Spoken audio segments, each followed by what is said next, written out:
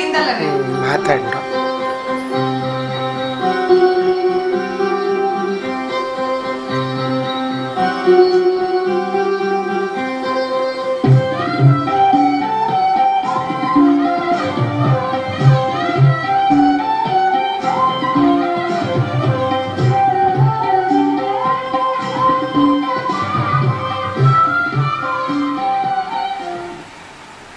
ಸ್ವಾಗತ, ಶುಭ ಸ್ವಾಗತ. ಥಟ್ ಅಂತ ಹೇಳಿ ಕ್ವಿಜ್ ಕಾರ್ಯಕ್ರಮಕ್ಕೆ ತಮಗೆಲ್ಲ ಸ್ವಾಗತ. ಸ್ಪರ್ಧಿಗಳಿಗೂ ಸಹ ಸ್ವಾಗತವನ್ನ ಕೋರ್ತಾ ಇದ್ದೇವೆ. ಶಿವು ಕೆ ವೃತ್ತಿಯಿಂದ ಪತ್ರಿಕೆಗಳನ್ನ ಹಾಕುವ ಹುಡುಗ. ನಿಮ್ಮ ಮನೆಗೆ ಪತ್ರಿಕೆಗಳನ್ನ ತಲುಪಿಸುವ ಈ ಹುಡುಗ ಗುಬ್ಬಿ ಎಂಜಲು ಎನ್ನುವ ಲಲಿತ ಪ್ರಬಂಧಗಳ ಒಂದು ಕೃತಿಯನ್ನ ಬರೆದಿದ್ದಾನೆ.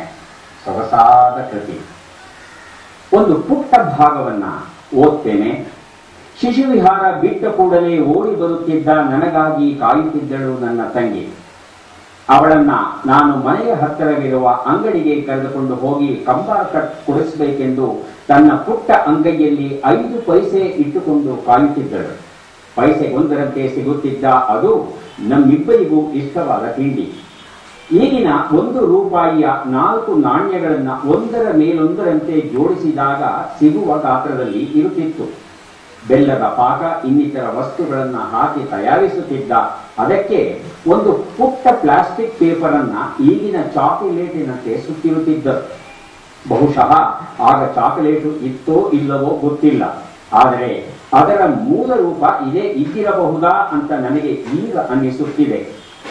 5 ಪೈಸೆಗೆ ತನ್ನ ಕಂಬಾರ್ ಕಟ್ಟನ್ನ ತನ್ನ ಕೈಯಲ್ಲಿ ಕೊಡುತ್ತಿದ್ದಂತೆ ಒಂದನ್ನು ನನ್ನ ತಂಗಿಗೆ ಗೊತ್ತಾಗದ ಹಾಗೆ ಚೆಡ್ಡಿ ಜೇಬಿಗೆ ಹಾಕಿಕೊಂಡು ಉಳಿದ 4 ಅವಳ ಕೈಗೆ ಕೊಡುತ್ತಿದ್ದೆ. 3 ತನ್ನ ಬಲಗೈಯಲ್ಲಿ ಇಟ್ಟುಕೊಂಡು 1 ನನಗಾಗಿ ಕೊಡುತ್ತಿದ್ದಳು. ಅವಳನ್ನ ಅಂಗಡಿಗೆ ಕರೆದುಕೊಂಡು ಬಂದಿದ್ದಕ್ಕೆ ಬಕ್ಷೀಸಾಗಿ 1 ಕಂಬಾರ್ ಕಟ್ಟಾದರೂ ಸಿಕ್ಕುತ್ತಲ್ಲ ಅಂತ ಖುಷಿ ಪಡುವಂತಿರಲಿಲ್ಲ. ಏಕೆಂದರೆ ಅವಳಿಗೆ ಅದರಲ್ಲಿ ಅರ್ಧ ನಾನು ಹಲ್ಲಿನಲ್ಲಿ ಕಚ್ಚಿ ತುಂಡು ಮಾಡಿ ಇನ್ನರ್ಧವನ್ನ ವಾಪಸ್ಸು ಅವಳಿಗೆ ಕೊಡಬೇಕಿತ್ತು. ಅಂಗಡಿಗೆ ಕರೆದುಕೊಂಡು ಬಂದಿದ್ದಕ್ಕೆ ನೇರವಾಗಿ ಅದನ್ನ ಕಚ್ಚಿದರೆ ಎಲ್ಲಿ ಎಂಜಲಾಗುತ್ತೋ ಅಂತ ಅದನ್ನ ಗುಬ್ಬಿ ಎಂಜಲು ಮಾಡಬೇಕಿತ್ತು. ಗುಬ್ಬಿ ಎಂಜಲು ಎಂದರೆ ನಾನು ಹಾಕಿದ ಅಂಗಿ ಬಟ್ಟೆಯ ಒಳಗೆ ಅವಳು ಕೊಟ್ಟ ಕಂಬಾರ್ ಕಟ್ಟನ್ನ ಅದೇ ಚಾಕ್ಲೇಟಿನಂತೆ ಅಂಗಿ ಬಟ್ಟೆಯಲ್ಲಿ ಸುತ್ತಿ ನಂತರ ಹಲ್ಲಿನಲ್ಲಿ ಕಚ್ಚಿ 2 ತುಂಡುಗಳನ್ನು ಮಾಡಿ ಅದರಲ್ಲಿ 1 ಅವಳು ಮತ್ತೆ ಎತ್ತಿ ಬಾಯಿಗೆ ಹಾಕಿಕೊಂಡ ಮೇಲೆ ಉಳಿದ ಅರ್ಧ ತುಂಡನ್ನ ನಾನು ತಿನ್ನಬೇಕಿತ್ತು. ಆಮೇಲೆ ಇದೇ ಕಂಬಾರ್ ಕಟ್ಟು 5 ಪೈಸೆಗೆ 1, 10 ಪೈಸೆಗೆ 1 ಅಂತ ಬೆಲೆ ಹೆಚ್ಚಾಗಿ ಆಮೇಲೆ ನಿಧಾನವಾಗಿ ಮರೆಯಾಗಿ ಬಿಟ್ಟಿತು. ಬಹುಶಃ ಚಾಕ್ಲೇಟ್ ಅದರ ಸ್ಥಾನವನ್ನ ಆಕ್ರಮಿಸಿ ಬಿಟ್ಟಿತೇನೋ. ಈಗಲೂ ಹಳ್ಳಿಯಲ್ಲಿ ಸಿಗುತ್ತೋ ಇಲ್ವೋ ನನಗೆ ಗೊತ್ತಿಲ್ಲ. ಅದರ ರುಚಿಯ ಸ್ವಾದದ ಸಂಭ್ರಮವೇ ಬೇರೆ. ಗುಬ್ಬಿ ಎಂಜಲು ಮಾಡಿ ಹಂಚಿಕೊಳ್ಳುವ ಆನಂದವೇ ಬೇರೆ.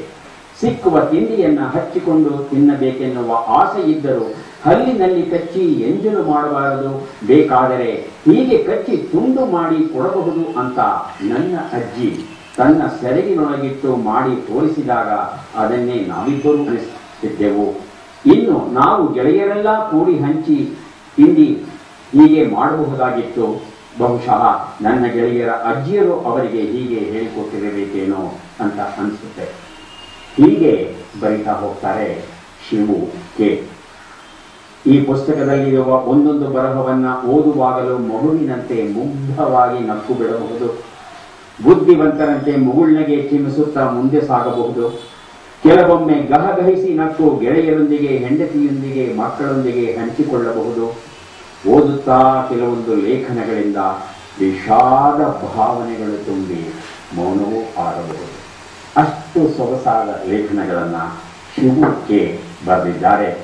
ಸಂತೋಷದ ವಿಷಯ ಅಂದ್ರೆ ಛಾಯಾಗ್ರಹಣದಲ್ಲಿ ಅಂತಾರಾಷ್ಟ್ರೀಯ ಮಟ್ಟದ ಅನೇಕ ಬಹುಮಾನಗಳನ್ನ ಗಳಿಸಿದ್ದಾರೆ ಶಿವು. ಒಬ್ಬ ಪೇಪರ್ ಹಾಕುವ ಹುಡುಗ ಈ ಮಟ್ಟಿಗೆ ಬೆಳಿಬಹುದಾ ಅಂತ ನೀವು ಕೇಳಿದ್ರೆ ಖಂಡಿತ.